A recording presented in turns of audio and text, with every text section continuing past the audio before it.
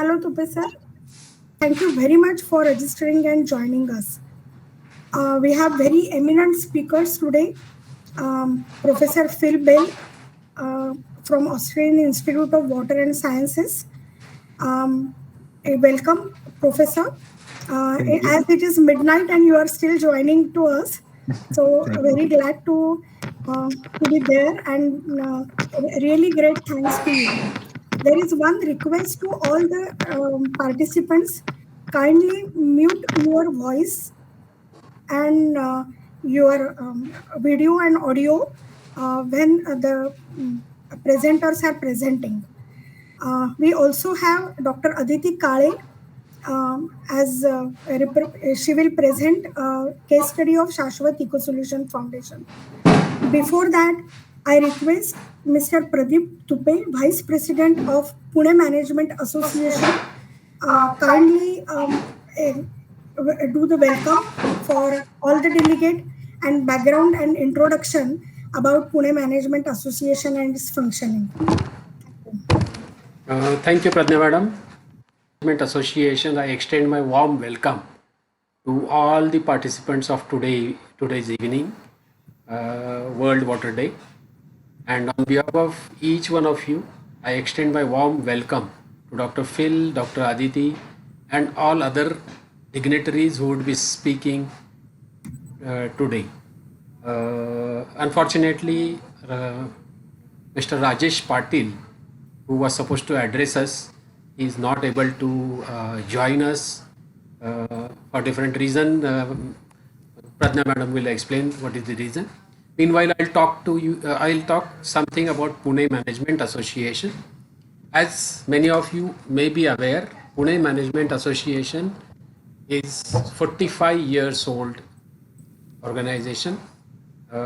We informally started way back in 1965 and formally registered ourselves as charitable trust in 1977, 27th May 1977.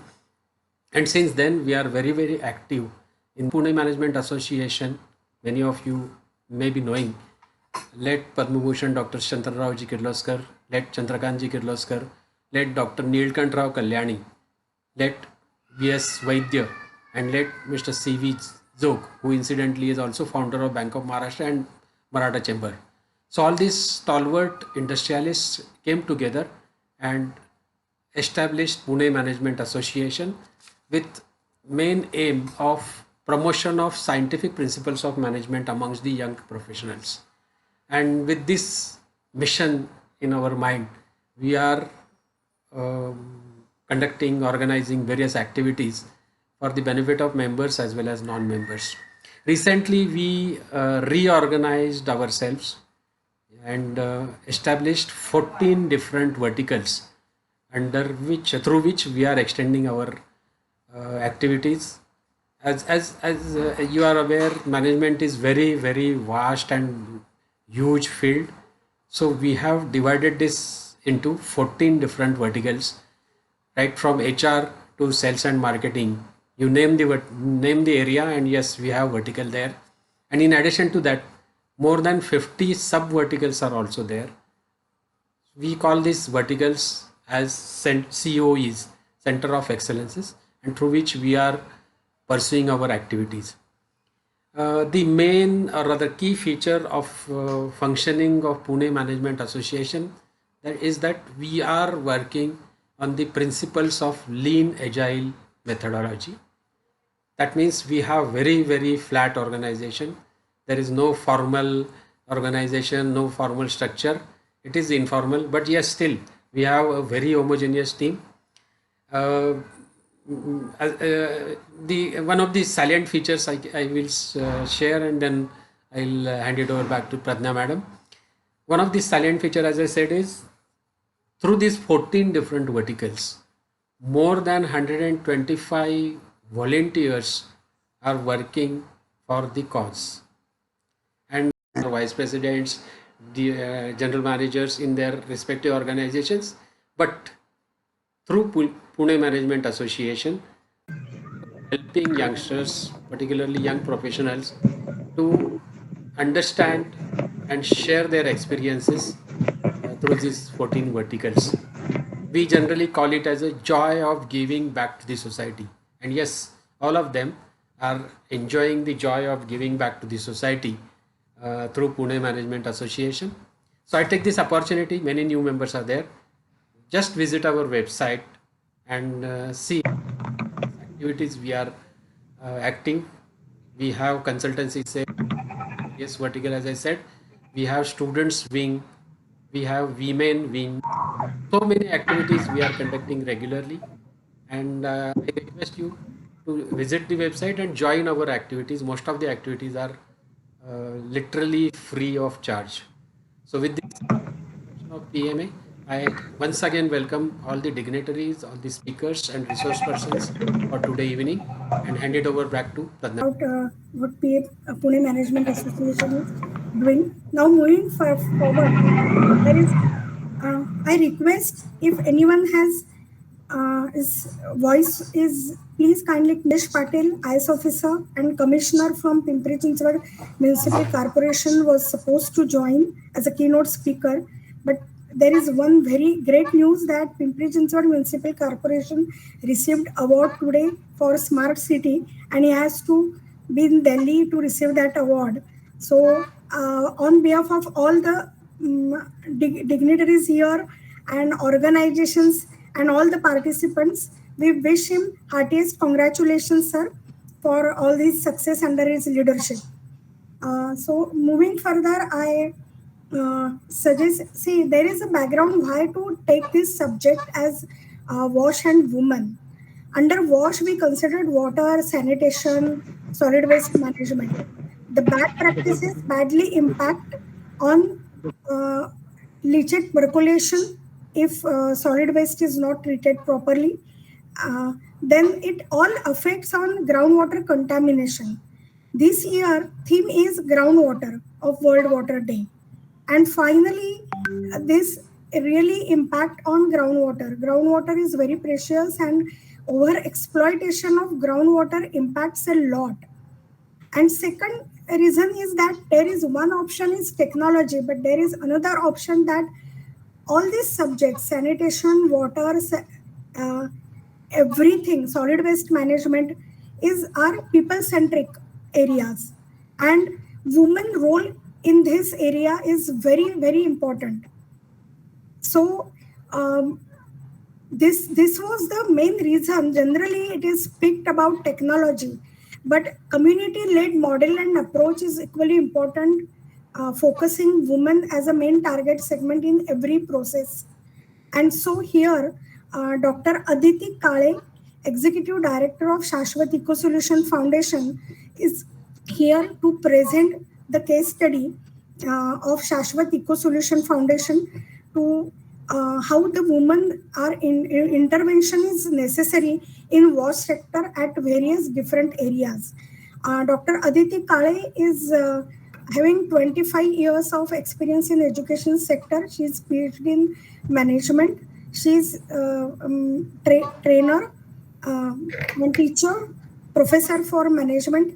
And also Aditi is a statistician and working with Shashwat last 4 years for all the project management, capacity building areas, and entire database she streamlined of our various activities on ground. So Aditi, thank you very much being here, and I request you to present Shashwat case study. Thank you. Thank you, Pradnya. Should I share the screen or you are sharing? Shall I share the screen? Aditi, it's on you now. Yeah, sure. Thank you. Considering Shashwat Eco Solution Foundation, first of all, I thank you all for involving Shashwat in this program, because on Water Day, we should all involve in conservation of water and related activities. And Shashwat Eco Solution Foundation is working for this noble purpose for a long period of time. Since 2010, when Shashwat was established, from then onwards, Shashwat is working on water and sanitation as well as on hygiene aspects of the society. Considering the vision of Shashwat, it is promote sustainable development to maintain the balance of the ecosystem and the civilization.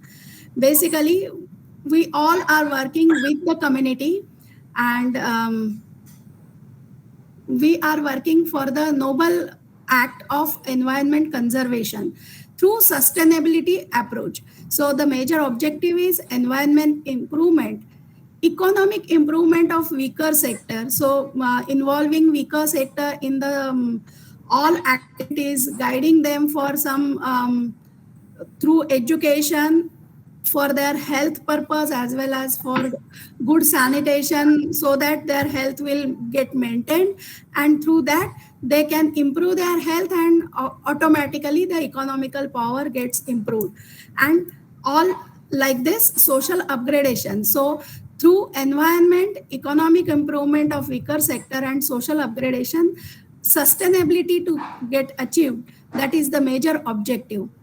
Basically, Shashwat is working with the community, because if community, the overall community gets developed, obviously there will be improvement in the national building. This is done with the help of, as we are reaching the social sectors, we are targeting the education sector from the childhood. We are trying to educate small kids so that they can develop themselves, they can reach their households, and then there also they can encourage their family members for good sanitation habits and hygiene habits. And all these things, it is impossible to reach the community and do the development without the involvement of corporate sector. And through CSR project, major activities are being held. Sometimes societies also come forward for their contributions, but with CSR funds as well as societal contributions, we are trying to develop all these technologies and reach the community for the sustainable improvement in the environment sector. Next slide, please. Basically, Shashwat is a team of experts who are working in sanitation, solid waste management, water treatments, social aspects, as well as some experts from sustainability and energy. So all the aspects of the society for improvement of environment are being touched by Shashwat, and this is done with the help of community as well as student or education method. Shashwat has tied up with Arizona University, and for a long period of time we are having these dialogues with them.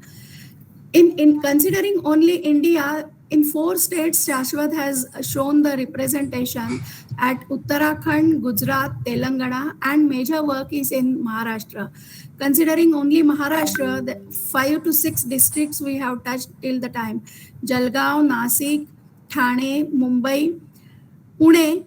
Pune, there is major work we are seeing, Satara and Solapur also. So these are the areas where we have worked till the time.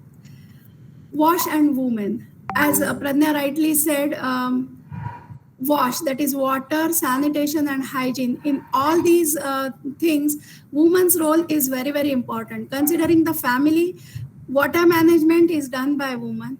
Sanitation and hygiene things are looked after by a lady from the house, and therefore wash is basically concerned with women. And therefore, if we consider only water or all the aspects of water, that is wash, women's role is important, and therefore Shashwat focuses more on developing women towards the sustainability habit of using wash. Next slide. Yeah. Here are some projects which we have held till the time. We have included only those projects today which are targeted towards water and sanitation and hygiene. So the first one was reduce, find it, and fix it. For this, basically, students' enrollment was done for as volunteers for this project, and Shashwat reached around 26,000 households for finding out whether there are any leakages in water. Now, this project was held with the help of Cummins, and nothing should be given as free of cost. Considering this aspect, because if you pay something, you take the ownership of sustaining that part. Considering this, basically, the plumbing work and the plumber's charges were given through the CSR fund. But if leakages is found, then the material cost was bear by the household person. Like this, we have reached around 26,000 houses, and around 140 plus leakages were recovered on in this project. This was considered as around 30 lakhs liters of water per year was saved through this activity. So reaching 26,000 household means multiplied by 5. So we reached around 1 lakh or plus people for this activity. And obviously these activities always keep impact in the society for education. Like if someone comes from outside and tells you that the leakage is there and you should repair it, it gives impact that here onwards we should be careful. So like this activity was held, and 26,000, that is major area of Pune region, was covered with this activity. Next is reduce water saving water, that is water saving urinals. Here basically the education institutes were targeted. Water saving urinals basically helps in working with the urinals, and 28 urinals were converted as water saving urinals. This helps in reduction of water by flushing only once per day. The urinal will not give any stingy smell. Rather, you will have safe urinals, and still water is being saved. So there is a technology developed. Shashwat has developed this technology, and through this activity, around 20 lakhs liters of water is saved per year. So this also was appreciated, and still we are getting demands for this kind of projects. So some projects are in future we are working with. Then recharging through rainwater harvesting. When we talk about any water problems, basically huge amount of water is getting wasted just by flowing out, and therefore recharging through rainwater harvesting is the better idea as we can consider. And this rainwater harvesting projects, we have around 40 projects implemented till the time.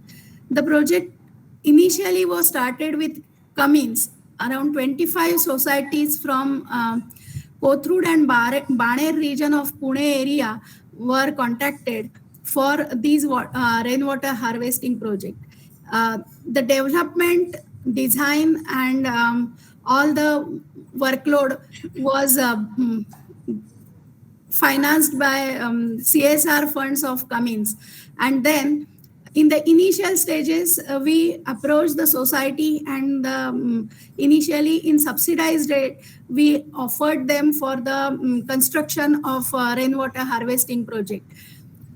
Initially, the project was cost was only 20% to the society, and 80% was where by the Cummins organization. But after that, when societies around area have seen the project is successful, they also tried to approach, and gradually we reduce the subsidized rate, and still we are getting some. This is how Shashwat is working. Thank you for giving me chance for speaking. Hand over to you, Pradnya. Thank you, Aditi, for a very elaborative and answer. expressing women's role in which areas, like from planning to implementation. So thanks again for this presentation. Question answer session will be at the last. Now I welcome Professor Philip Bell. He is currently a Chief Executive Officer of the Australian Institute of Water and Sciences in Australia and their subsequent wing in India. He is a professor, analytical chemist, and physicist with over 47 years in the water industry, particularly in groundwater and surface water management, education, and research. He has considerable experience in practical water and wastewater treatment as well as long career as an education in these fields. Professor Bell is will be taking to us about groundwater and groundwater pollution, including training and other strategies to manage a sustainable groundwater resources. Welcome, Professor Philip Bell. And again, it's a midnight in Australia, and you are here to share your valuable thoughts to us. So it is really remarkable and very, very thankful to you for sparing the time with us. Now it's on to you, please. Thank you very much for inviting me. And yes, it is 1:39, but that's fine. I'm an academic from a long time, so we don't go to sleep. It's your commitment and passion towards work, I will say. Absolutely, absolutely, especially towards water and water in India. Okay, so what I'm going to do now is I'm going to share with you my presentation, and then we'll go from there. Okay, excellent. Okay, so welcome to this presentation on behalf of the Pune Management Association and ARWS India, and of course for World Water Day, wash and women's roles. This particular talk is groundwater as a sustainable resource in India, and that's by myself and on behalf of the Australian Institute of Water Sciences. Now, so this is an abstract. The biggest conversation on the Indian subcontinent is the availability and sustainability of water, as you have already intimated, both potable and irrigation. And due to surface water pollution and other factors, groundwater is currently the most important water resource in India, accounting for some 60% of irrigation water and 85% of potable water. This resource, however, is facing considerable risk because of pollution and overexploitation, largely because of apathy and a lack of skills education. This lecture considers the science and the facts that puts forward the world's best practice solutions to create a sustainable groundwater resource in India. To give you a background for those people who to understand groundwater, this diagram briefly explains it. So what you can see over here is on the left-hand side is the recharge area, and typically this can extend all the way to the Himalayas.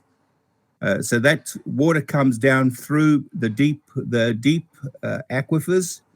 Confined aquifers are very, very deep and come all the way from the mountains. Then you have a confining layer, and then you also have the shallow aquifers. It's the shallow aquifers that are mainly used by villages, and those ones more susceptible to being polluted. So deep aquifers are unlikely to be polluted, but there's some other issues in getting them out. They also pose other problems associated with them, particularly mineralization and fluorides, nitrates, and things like that. I'll go through that in a minute. So to discover Indian groundwater sources, the hard rock aquifers of the Indian Peninsula represent around 65% of India's overall aquifer surface area, most of which are found in central peninsular India, where land is typically underlain by hard rock formations.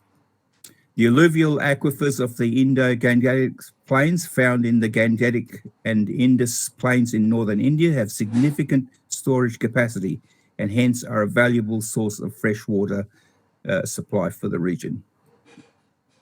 Now, apart from long-term damage to aquifers due to pollution, excessive groundwater extraction and drawdown rates coupled with low recharge puts these aquifers at significant risk of irreversible damage. Aquifers are particularly vulnerable to excessive extraction during periods of prolonged drought. Now, this became very evident some years ago, especially in Maharashtra, where there was significant drought and water shortages. And this caused, the result of that was the depletion of and over-extraction of water from aquifers. This was leading to some serious problems with groundwater.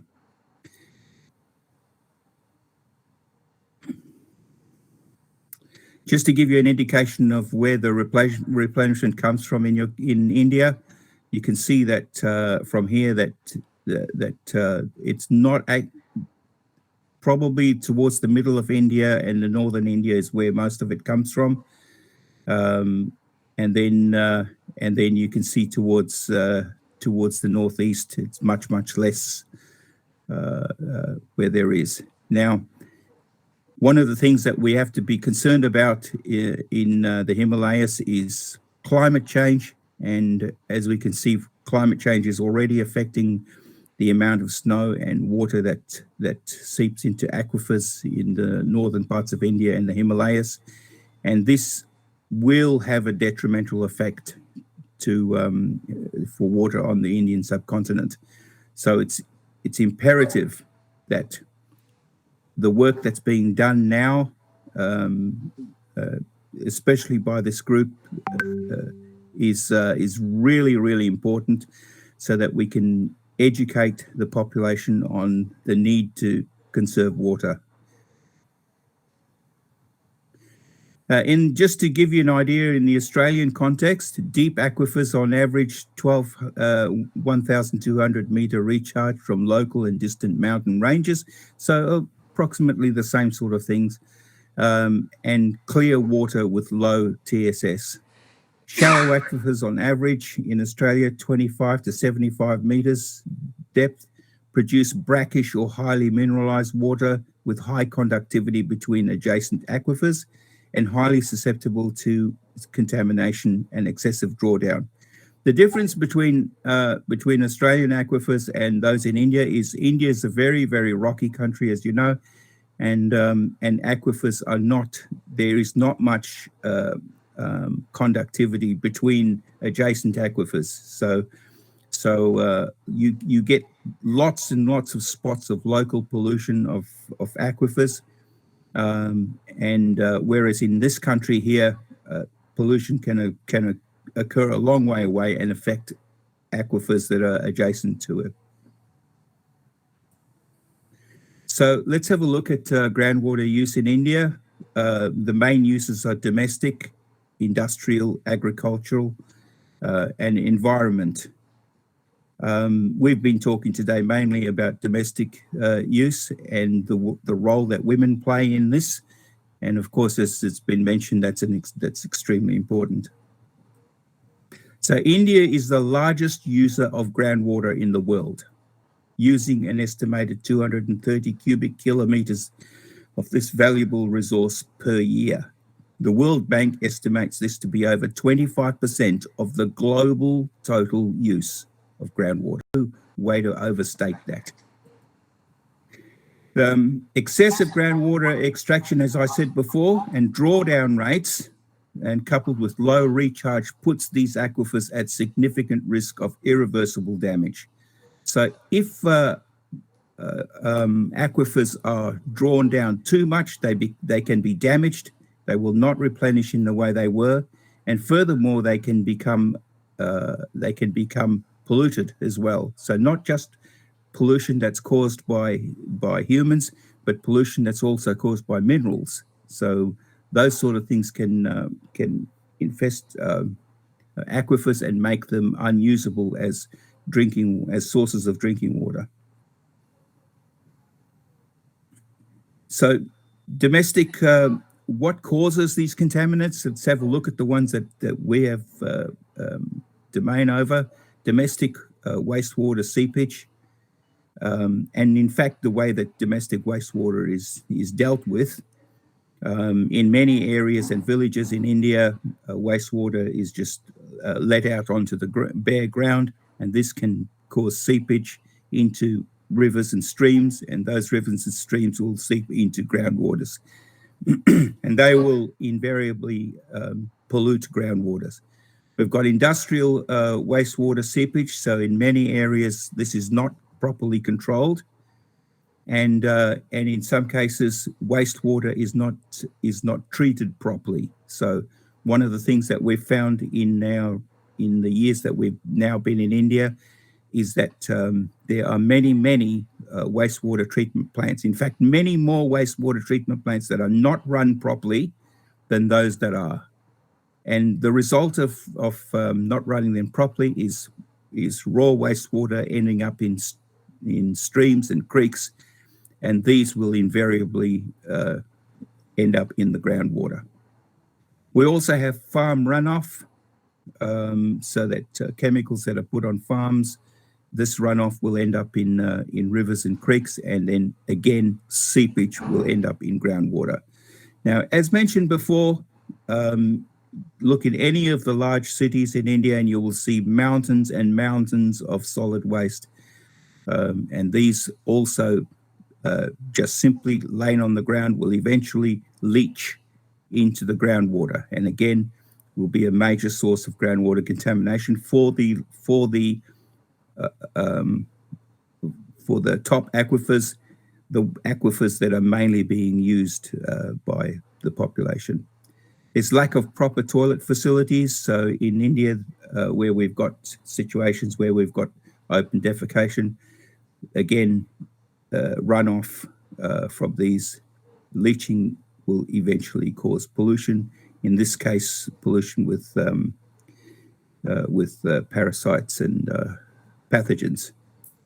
And then, of course, there's the natural minerals, and it's well known in India for fluoride, so fluoride ions in natural groundwater, which of course causes major problems. Just to show you where these are in India, you can see that the major concentrations of arsenic in concentrations in the purple area. So we've got fluoride in the yellow areas, so that's quite significant. And then you've got saline and brackish groundwater in the other areas.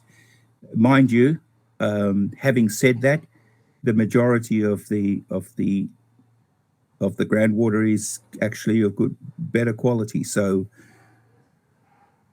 it behoves us to take care of the resources that we currently have and minimize the damage that's already there. We can't do a lot about the minerals that are in groundwater at the moment. Unfortunately, in those areas, people are forced to consume water that's less than good for them because of minerals. There's one bunch of minerals which hasn't been talked about, and some recent studies have been done on that, and that's uranium.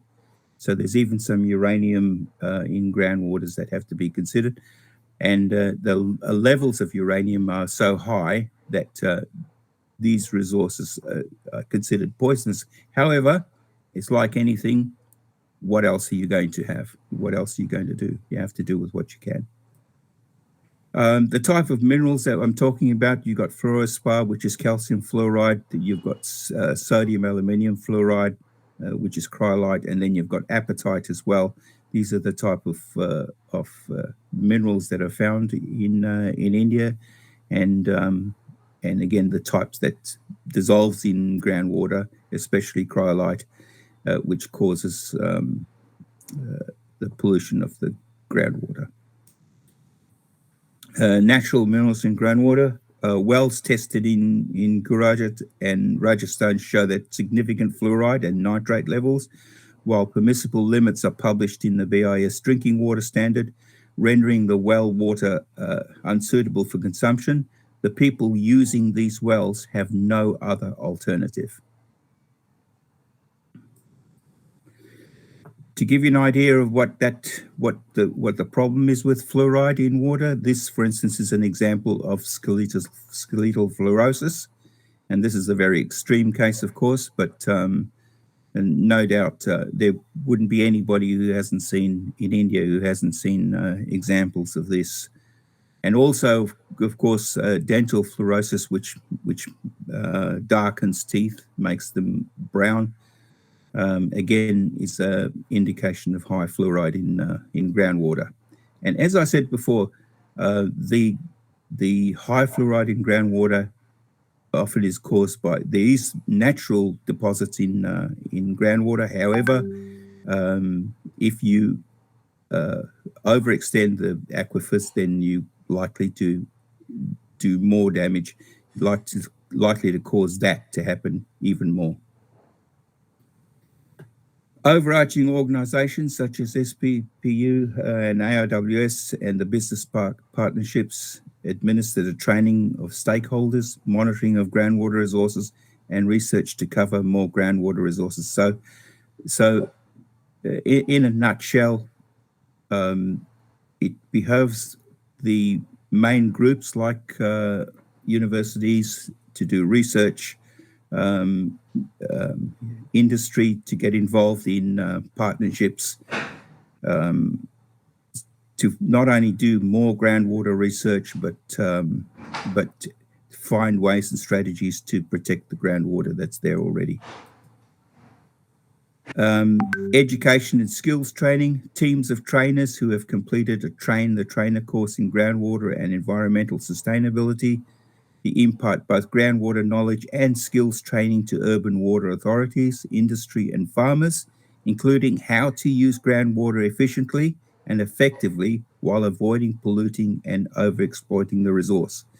So one of the things that we found that used to happen in this country is that people just decide that they need groundwater, so they'll dig their own well, and unfortunately have not considered how they might protect that from surface pollution entering that well, and that happens. So this comes down to education, not just of the authorities, but also education of the general public and the stakeholders, such as farmers. So what can we do about it? First of all, skills training is provided to teams responsible for monitoring groundwater resources, including water quality testing, drawdown tests, water levels, and recharge rates. So these parameters, it's vital that these parameters are kept, that are both understood by the relevant stakeholders, and not only that, but monitored on a regular basis. That involves a great deal of skills training over a wide area of people. Government regulations require stakeholders to undertake the course if they intend to exploit groundwater. So we can't just have anybody dig wells and then exploit groundwater and not understand the ramifications of what they're doing and how to do this properly without damaging the aquifer. Now, in our country, in Australia, this is covered by licensing arrangements, so you can't just drill a well without a permit.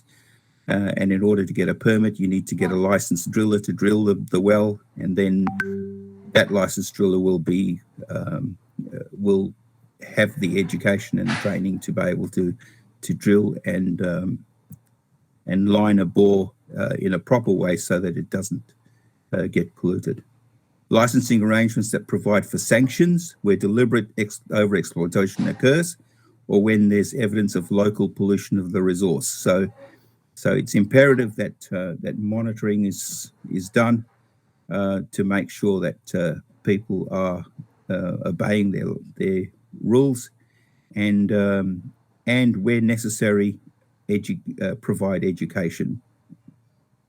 Government funding of skills education for groundwater users, as well as groundwater monitoring teams and trainers, is essential. So if there's anything we can get out of this, and that is to be able to approach government and basically reiterate how important it is that funding of skills education is done. The minimisation of pollution by training operators of wastewater treatment plants. This includes specific modules for skills training via short courses or complete certification courses, such as that offered by the Australian Institute of Water Sciences in India. So in this case, a lot of the pollution, especially in major rivers and streams, is done by wastewater treatment plants that are not operating properly. In fact, the majority of them, and this is simply due to a lack of specific education on how to run these systems properly. So typically, what happens is that people who are operators may be shown how to do it by the people who initially installed the plant, and then over a period of time, that skill will be lost or diminished as new employees come. They're not properly trained, and because they're not trained, then they have bad habits and carelessness, and this leads to pollution. And of course, invariably, pollution that's on the surface will eventually end up in groundwater.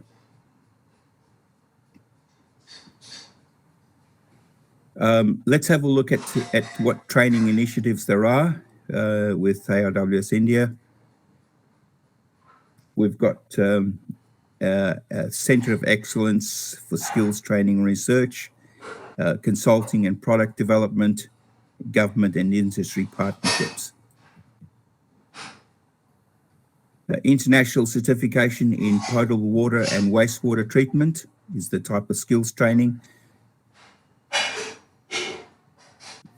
And India does not have a problem with a lack of technology. This is one thing that I need to stress.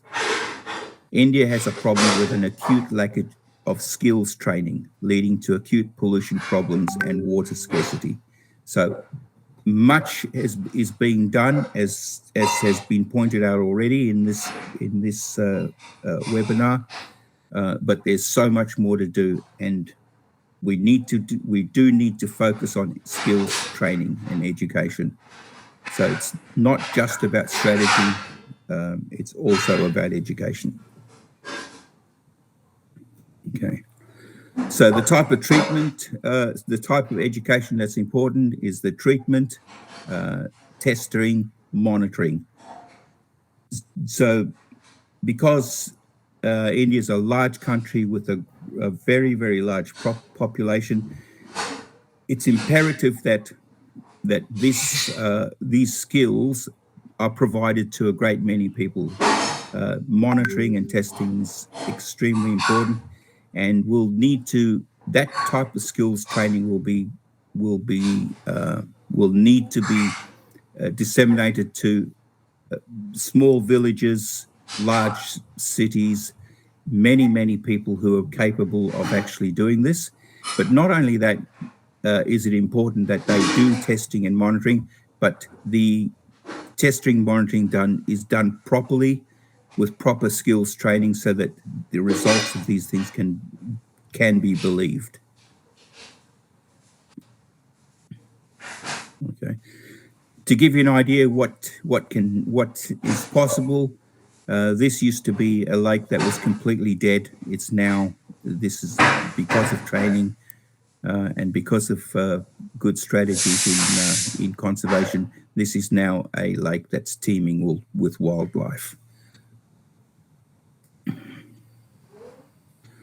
The intermediate certificate in water operations, what we would like to see is the situation where governments are saying that if you are going to operate a wastewater treatment facility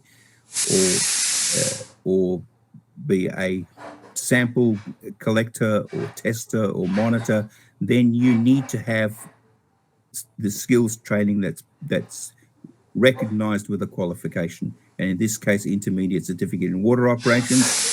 Now, it could be that people are not doing the entire certificate. It could be that they need only do certain modules, but what needs to be done is identify the skills that are needed for particular types of jobs and to identify organizations that can deliver that skills training. There's also senior certificates in water operations, and this will be certificates that are aimed at management level. So the decision makers, if you like. So there's intermediate certificate where those people who are actually doing the on the hands-on, and then those people who have to make decisions about what to do, what sort of strategies to adopt, what sort of training needs to be done for those people who are operators. That can be done by people who that do courses themselves as senior certificate in water operations. Future courses would be extension specialization studies for Bachelor of Engineering graduates. So it's not enough that graduates leave university and colleges with the bachelor's degree, but unless they also have skills training, then they're not going to be all that useful in this particular area that we're concerned about. And also, it provides enormous opportunities for postgraduate Master of Engineering and PhD in water and wastewater research and in solving real-world problems, of which, of course, as I mentioned, there are many.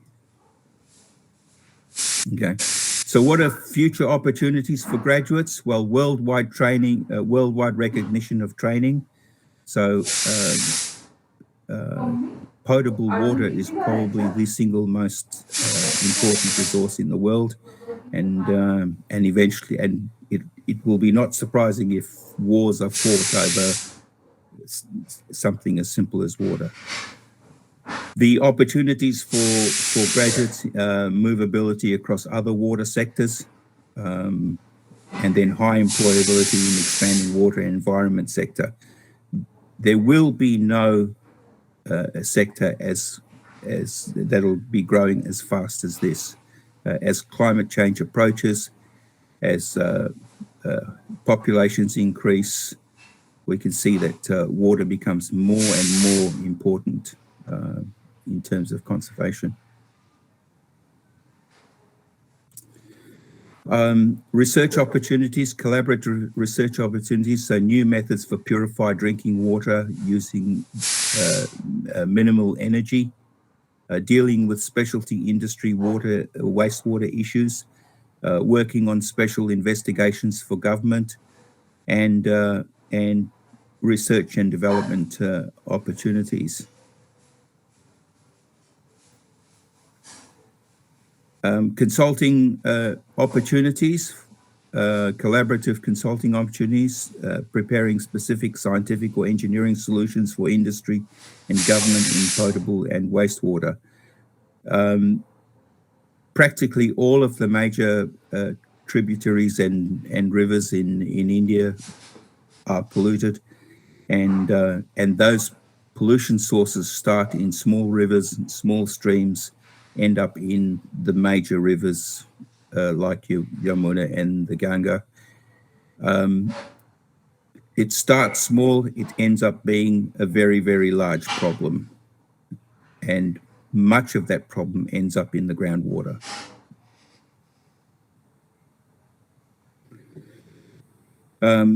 This working hand in hand with government and industry to solve major community issues such as water shortages, waterway pollution, and solid waste management, which are major contributors to the pollution.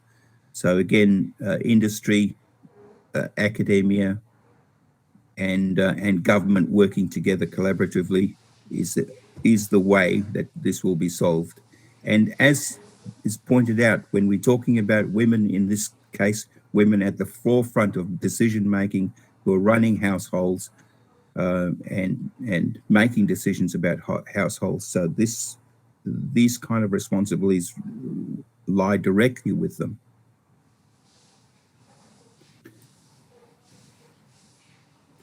And then finally, it's an exciting time. It's an exciting project. It's an exciting time to make real changes and to make in ways that will improve the lives of citizens of India.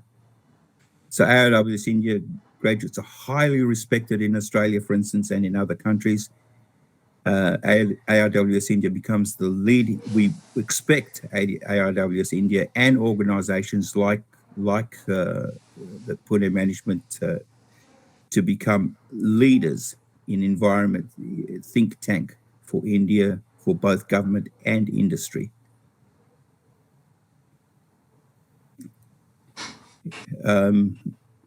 As a start, for instance, ARWS India is joined up with SPPU Research Path Foundation.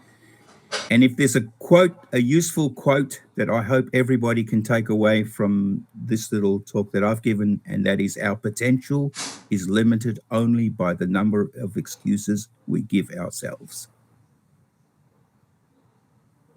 Thank you very much on behalf of the World Water Day, Wash and Women's Role, and Pune Management Association on behalf of ARWS India.